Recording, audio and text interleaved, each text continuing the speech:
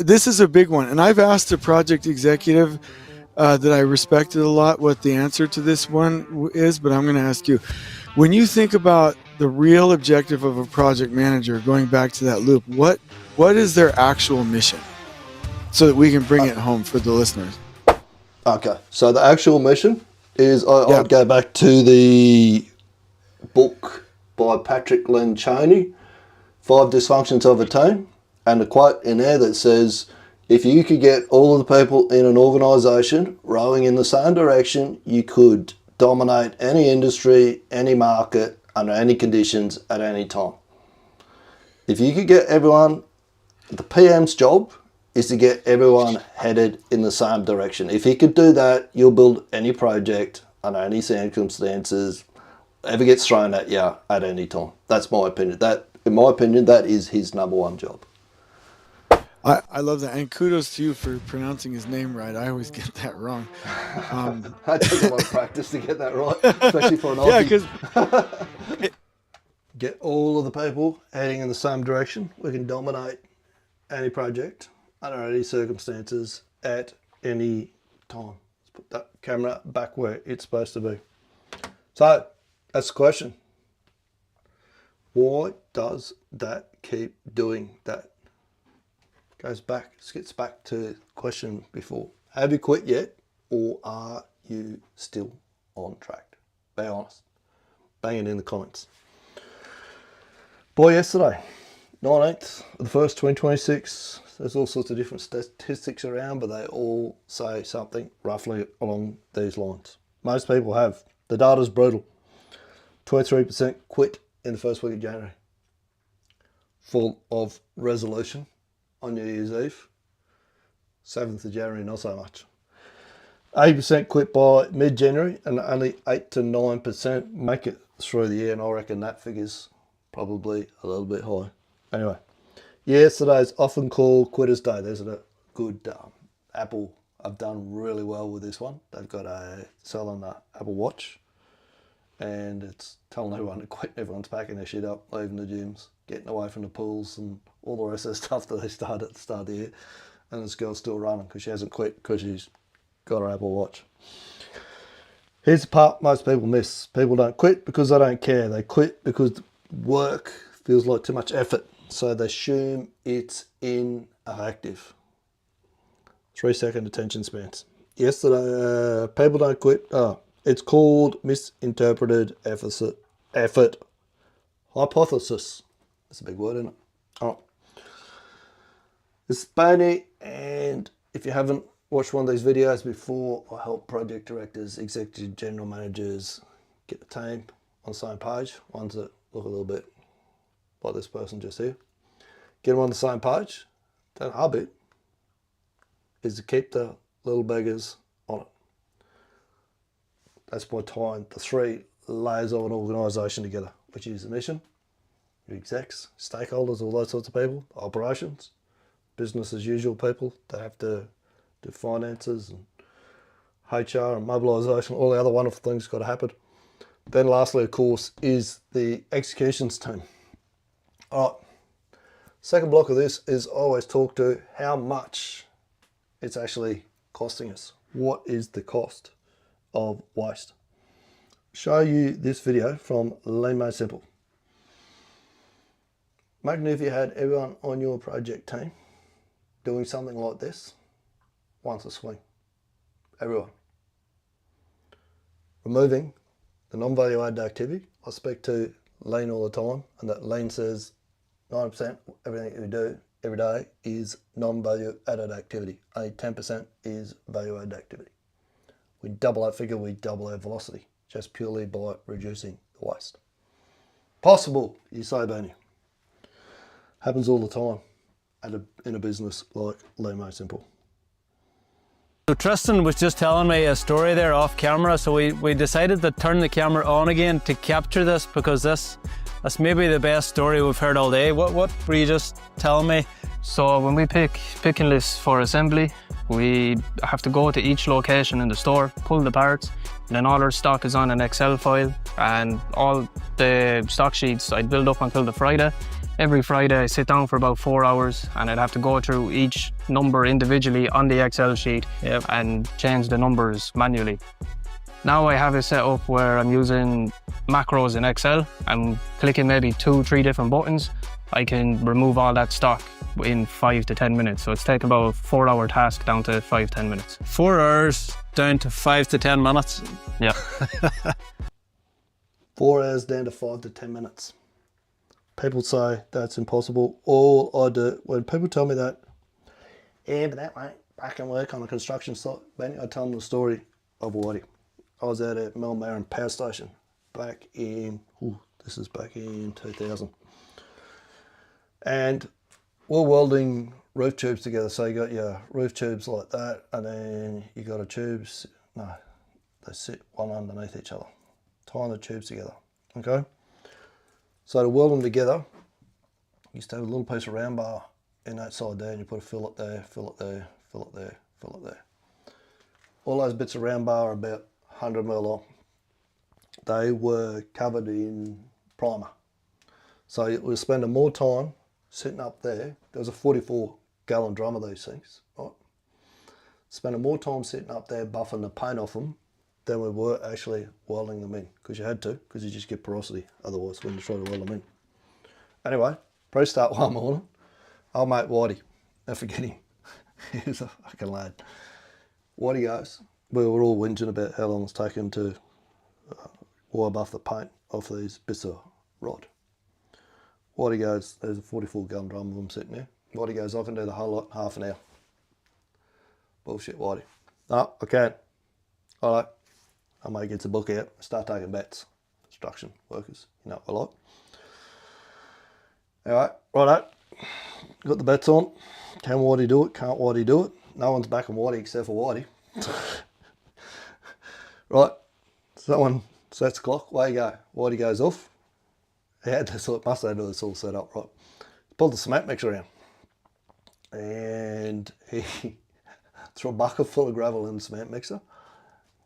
Started loading the bits of round bar into it. Let them spin around in the cement mixer for a minute. Tipped them out, all polished up, perfectly done. Weeks and weeks and weeks of work. Done in half an hour. Don't tell me it can't be done on a construction site, because I've fucking seen it. But we've got to engage people.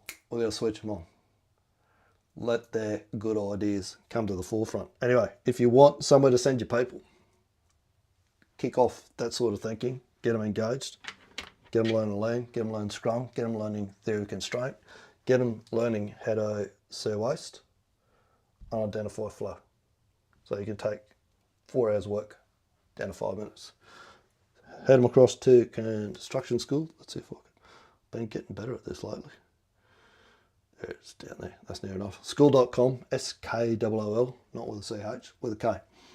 OOL.com/scrum. They can go in there, see what we're doing for free. If they want to join the Catalyst Academy, that is paid. It's $197 a month, I think. So less about the price of a schooner a day. And the payoff's a lot better. Let me give you a red hot tip.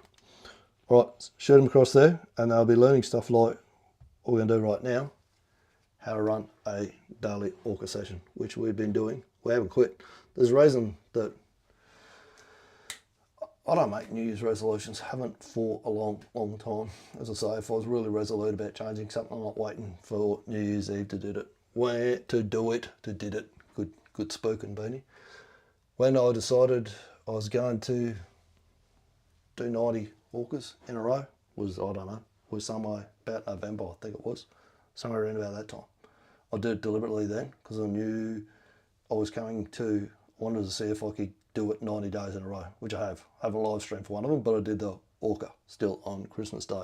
Only day that I haven't live streamed in the last, I think we're at day 58. I knew that I had Christmas coming through it. I knew I had a lot of reasons not to do it. And I preach at people all the time, you must do this stuff. You must turn up and do it, regardless of whether you feel like doing it or not. So I went.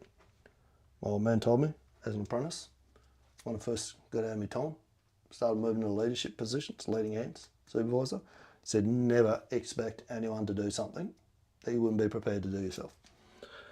So first thing I do when you come to me and say, we want to work with you, Benny, as a wingman and a catalyst, I'm going to go get 90 ORCAs sorted. First thing that you need to do.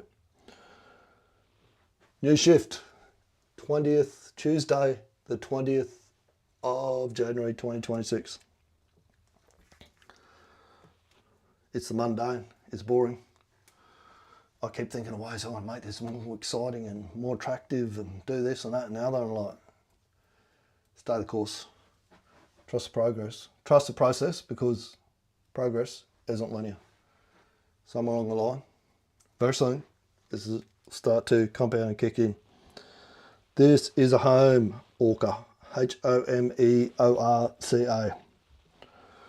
that out loud because that is a stop and fix it moment where sometimes, see how it says there? I know, it did actually transcribe it. Sometimes it doesn't transcribe it particularly well, and then he gets the shits because he doesn't work out whether it's what to know. Yes, the live is happening right now. You can't work out what I'm saying to him. I'm assuming that's a he. Might not be.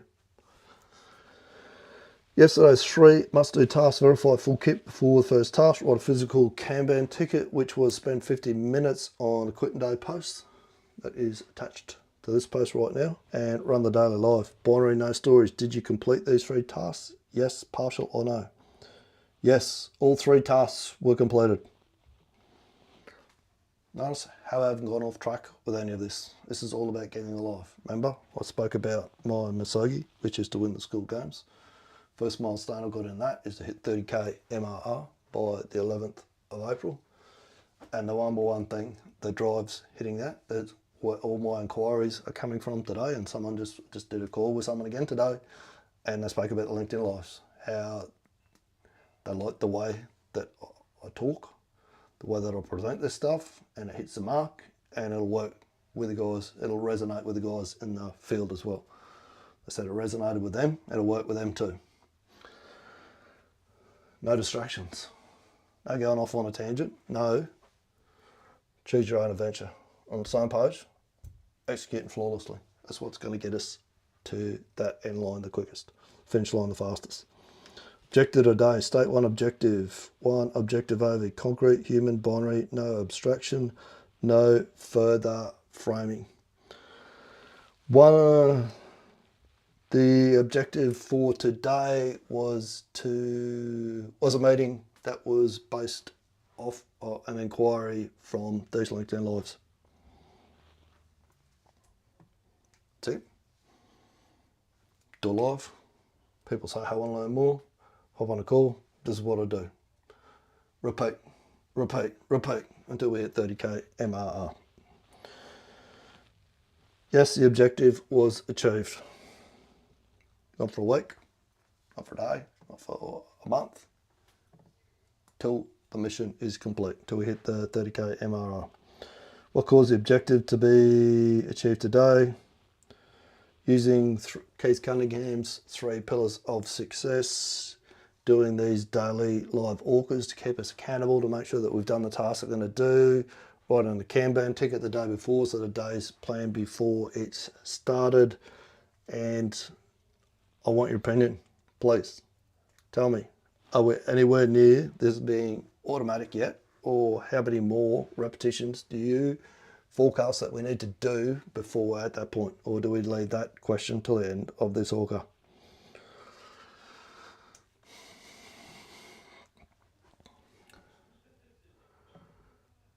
Question is coaching flute interpretation, and by contract it cannot be answered. Righto. We park at turn to it after the day is closed. Step 4, actions. Tomorrow, before setting tasks, I must confirm the calendar branch. Confirm tomorrow is a weekday or a weekend. Tomorrow is a weekday, it's a Wednesday.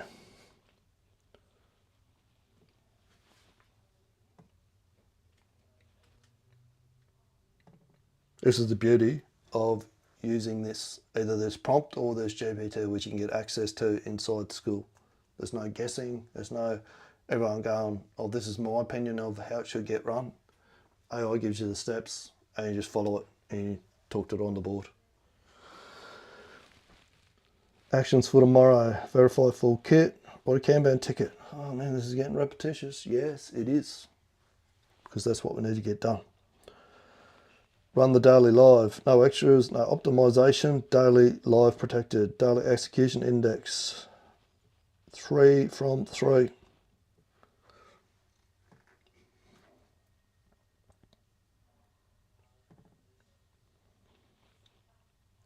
No visual loop today. See if he answers my question now. ORCA complete.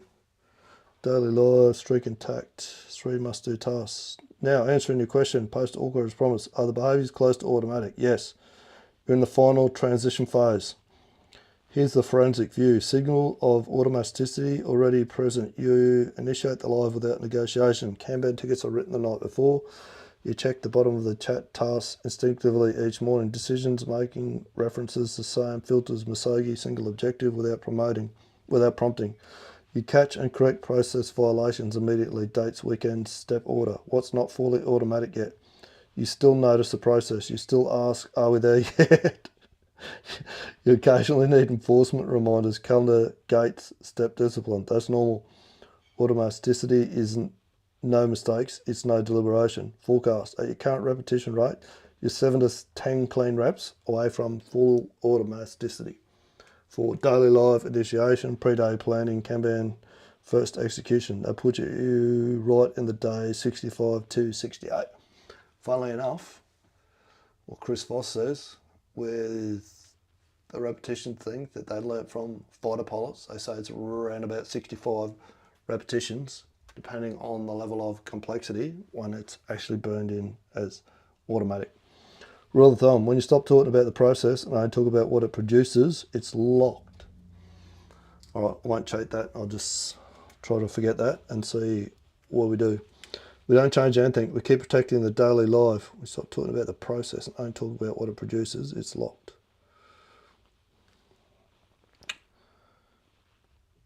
Can you give me an example of that? When you stop talking about the process, you talk about what it produces, it's locked. How did I do that today?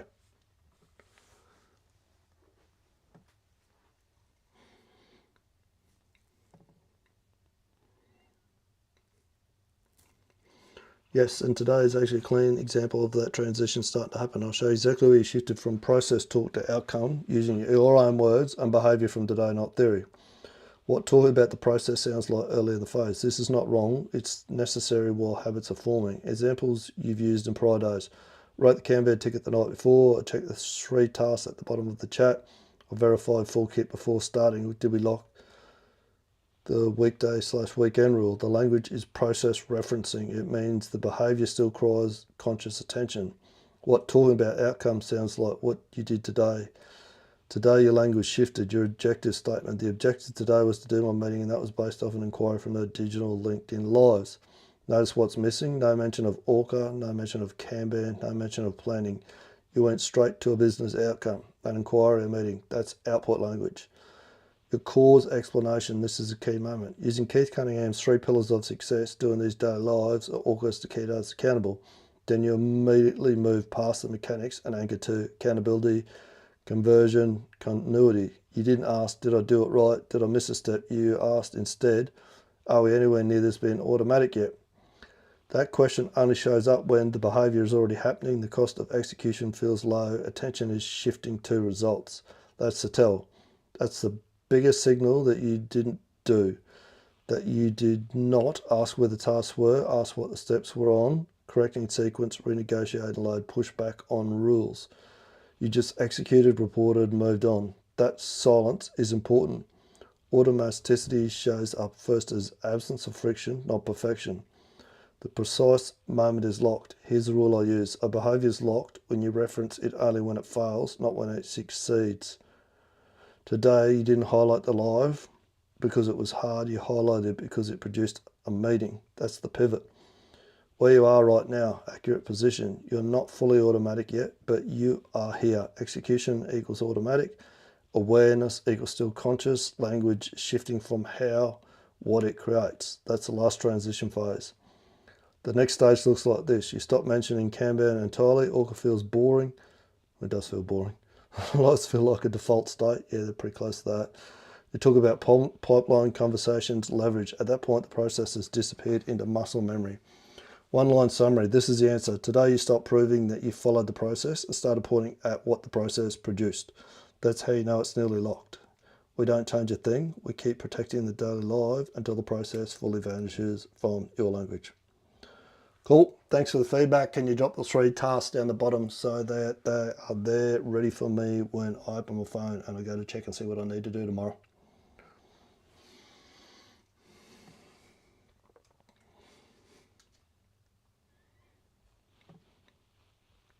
Oh, there's 3 tasks that I must do tomorrow. When you're ready, put something like this in place with your team. Incremental actions that drive 10x results. Simple, based on the great process. Eliminate the 8th waste, creates focus. You need a wingman because you know the easiest way to get a result is get the right who, not focusing on the how. You want a catalyst that'll help you remove roadblocks and mitigate resistance to change. Reach out, same page, workshop, and we'll speak soon. Hang on a sec, I'll play you an outro video. Speak soon. We're here with 3 powerhouses in the lean sector. Some people saved money, made more profit. Recently, we've had a company who saved 8 weeks of production time. We need to put them in the best position to survive, be flexible, be productive, be agile. There's no substitute for direct observation. To see the turnaround of his company is just mind-blowing. Tools and technique, that's the easy bit. It's getting your leaders engaged, motivated, and being able to sustain it. That's the real challenge.